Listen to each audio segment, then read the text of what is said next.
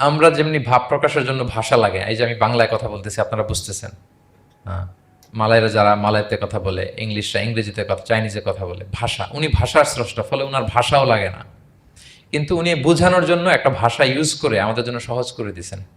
একটা ভাষায় না বললে তো আমরা বুঝবো না, ফলে উনি আরবি ভাষায় কোরআনটাকে নাজিল করেছেন যাতে আমরা বুঝি। কিন্তু উনি ভাষার মুখাপেক্ষী না, ওনাকে সময়, কাল, ভাষা কোনো কিছু দিয়ে বাধা যায় না, উনি সবকিছুর ঊর্ধ্বে। এবং আল্লাহ কোথায় আছেন আমরা বলি যে আরশের উপরে আছেন, সেখানে ওই এরিয়াটা হচ্ছে লা জামান লা মাকান, ওখানে সময় তারপর কাল এগুলো ওখানে যায় না। আল্লাহর সাথে এই প্রশ্নগুলো একেবারেই অবান্তর। ফলে আমরা যে প্রশ্নগুলো হুট করে না বোঝার কারণে করে ফেলি, যেহেতু আমাদের খুব সীমিত জ্ঞান, ফলে আমরা সৃষ্টির সাথে স্রষ্টাকে গুলিয়ে ফেলি।